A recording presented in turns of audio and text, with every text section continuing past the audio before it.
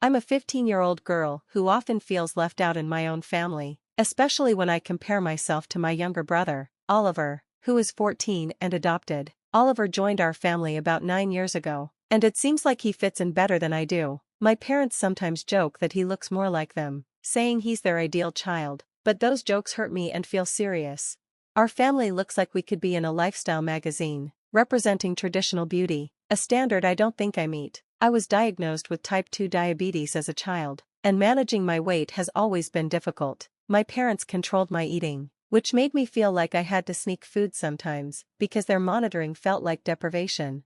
About 5 months ago, my health took another hit when I was diagnosed with fibromyalgia. This condition sometimes keeps me in a wheelchair because of the severe pain. Adjusting to this has been hard, both physically and mentally. I'm already an introvert, so I spend most of my time in my room, trying not to bother anyone. I feel very lonely but don't want to be a burden. Despite my challenges, I've tried to keep some normalcy, like joining our annual family Christmas photo, which is a long-standing tradition. This year, however, when I got dressed and was ready to take part, my parents awkwardly suggested that the photo should only include them and Oliver. They said my wheelchair would spoil the picture. I offered to stand for a few shots, but they refused, making it clear they didn't want me included at all. Heartbroken, I went back to my room and cried, with no one checking on me. Feeling devastated, I called my grandmother and shared everything with her. She's a strong person who rebuilt her life after losing her husband. She listened to me with understanding and immediately decided to change her will. This surprised my parents and revealed deep issues in our family. What happened showed me that my family's acceptance of me is superficial and conditional. It also highlighted my grandmother's strong support for me during my toughest times, even if it caused drama. Even though their harsh words made me uncomfortable, I had come to terms with the fact that my parents' acceptance of me was conditional and probably wouldn't change. My grandmother has always been a source of strength and inspiration for me. Her unconditional love is a sharp contrast to the conditional acceptance I feel from my parents. I had hoped for a long time that they would treat me better, but that incident during Christmas reminded me that it might never happen. Every time my grandmother suggested that I could live with her, I hesitated, still holding on to the hope that my family would accept me. But that day, I finally agreed to her offer, realizing that in my own home, I was merely tolerated, not truly wanted. The pain of being excluded by my family was deep, but my grandmother was always there to support and comfort me. During our phone call, as I cried and shared my heartache, she promised to take me away as soon as she returned from her cruise. She leads an adventurous life filled with friends and laughter, which is very different from the solitude of my own room. The days leading up to her arrival were filled with silence at home. I went through my usual routine of school and isolation, while my parents and Oliver acted like everything was fine, hiding the tension beneath the surface. When my grandmother arrived, I was the one to welcome her into our home. My parents were unaware of the change that was about to happen. They greeted her casually, not realizing she knew about their exclusion of me from the family photo. When she confronted them, they were initially confused about how she knew, but soon figured out that I must have told her. Instead of apologizing, they brushed off the incident, repeating their excuses about not wanting to bother me with standing or having my wheelchair in the photo. I couldn't hold back anymore. I told them and my grandmother that their excuses were just a cover for their discomfort with including me. I pointed out how differently they treated Oliver compared to me, emphasizing that even though he was adopted, he was embraced as their own, while I, their biological daughter, was treated like an outsider.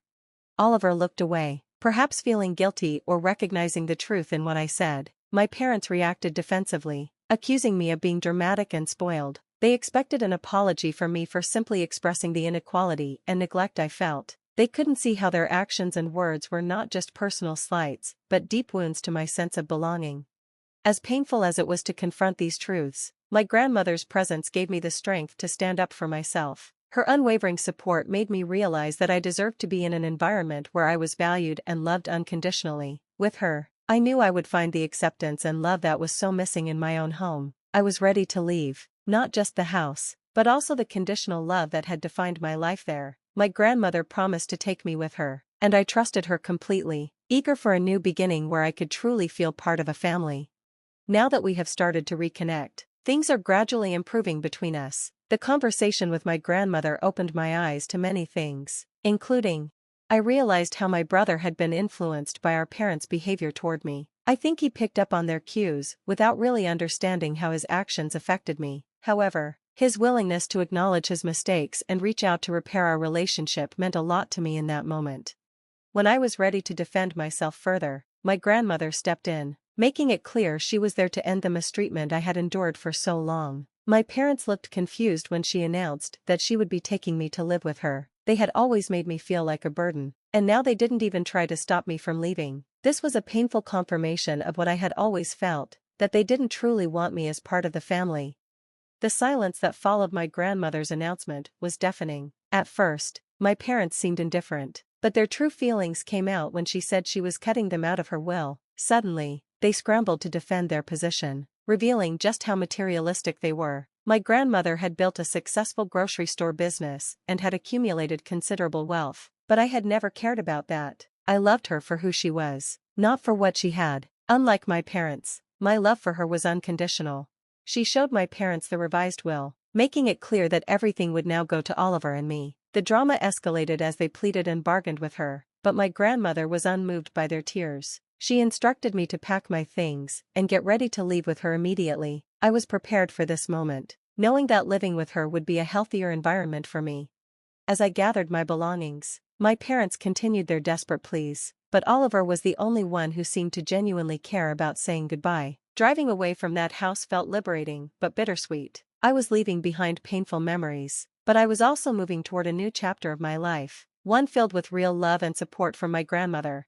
Living with her has brought so much peace to my life. Being closer to school allows me to get more sleep and feel less stressed in the mornings. Every day feels like a step toward healing. Shortly after I left, Oliver sent me a message. He apologized for his past behavior and thanked me for always treating him like a true brother. He recognized how much better his life was because of our parents' decision to adopt him and was eager to repair our bond. We started spending time together at school to strengthen our relationship.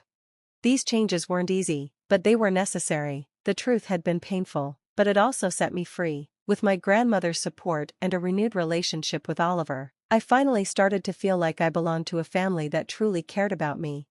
Meanwhile, Oliver had always been treated as a full member of the family, especially by our parents. Recently, during one of our casual hangouts, Oliver mentioned something that had been weighing heavily on me. We were chatting, and I couldn't help but ask about what was happening back at the house. He shared that tensions were high between our parents since I moved out, and they had been caught up in a blame game.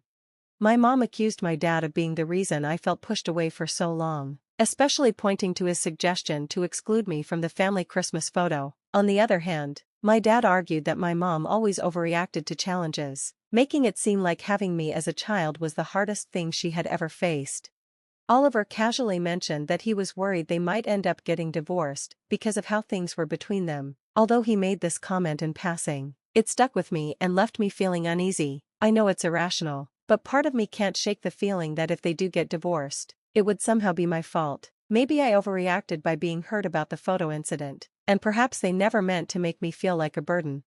These thoughts are hard to shake, and I find myself stuck in a loop of self-blame and regret. Even though I know deep down that their marital problems are not my responsibility, it's difficult not to feel like a doormat for thinking this way. That's why I'm turning to this community for some objective reassurance. To provide some context for those who are curious, my grandmother recently changed her will to leave everything to Oliver and me, mainly because of how our parents mishandled things with me. Oliver hadn't been part of the negative behavior, and at his young age, my grandmother and I both feel he deserves a chance to make up for any past mistakes. It wouldn't be fair to push him away because of our parents' actions. If we did, we'd be no different from them. People have also asked about Oliver's background. His biological mother was only 17 when she had him and had to leave college because of her pregnancy and struggles with substance abuse. His father was mostly absent, only appearing sporadically in his life. Oliver's maternal grandparents tried to help their daughter become a better mother, but eventually encouraged her to consider adoption when Oliver was 7, believing it would give him a better future. My parents were already thinking about adoption due to complications from my mother's first pregnancy and didn't want to risk going through that again. They knew Oliver's biological mother's cousin from college, which is how they found out about his situation. They fostered him for a while before officially adopting him. Oliver has stayed in touch with his grandparents, meeting them monthly, but he hasn't had contact with his parents since the adoption. His mother finds it too painful to see him, and his father has completely disappeared from his life. Navigating these complex family relationships has been challenging, but talking about these issues here helps me process my feelings and hopefully gain some clarity and support from others who might have similar experiences. Recently, my parents' sudden apology felt insincere and seemed more about wanting to fix their image before I left for college. It felt like an attempt to smooth things over without addressing the real issues that caused the rift in the first place. In the past, I made some comments in frustration about Oliver being adopted during a heated argument, which I regret. I've apologized to him because he means the world to me, and I never wanted him to feel like he was any less a part of our family. I've always seen Oliver as my brother, not just because we were raised together, but because I genuinely care for him. Despite the rocky phases we've experienced, I'm committed to maintaining a strong relationship with him. We've been through a lot because of our parents' behavior, and I refuse to let that drive a wedge between us. I even offered Oliver the option to come and live with me and our grandmother if things at home become unbearable. The idea isn't to pull him away from our parents, but to provide him with a safe and peaceful alternative if he needs it. In my recent updates, I've been overwhelmed by the support from this community. It's been reassuring to hear from others who've been in similar situations, and it has helped me feel less isolated after discussing everything with my grandmother. My grandmother reminded me that I wasn't responsible for my parents' marital issues. She explained that my parents were directing their frustrations at each other because they no longer had me to focus on. Their problems weren't caused by me standing up for myself, but by their inability to handle their issues constructively. If they do end up divorcing, it would be sad, but it's not my burden to carry. Oliver and I have talked about this too. He reassured me that he didn't mean to make me feel guilty about their problems. He was just answering my question. Recently, my parents visited unexpectedly to discuss our strained relationship. They took time off work to talk, but it wasn't a great day for me, and I wasn't in the right headspace to engage with them. They expressed a desire to spend time with me before I head off to college and attempted an apology, but it felt like they were saying they were sorry I felt offended rather than recognizing that their actions were hurtful. This wording didn't sit well with me. It felt like they were avoiding the real issue. I suggested they write their thoughts in an email or come back another time when I was more prepared to talk. I needed space to process, and rushing a conversation wasn't going to solve anything.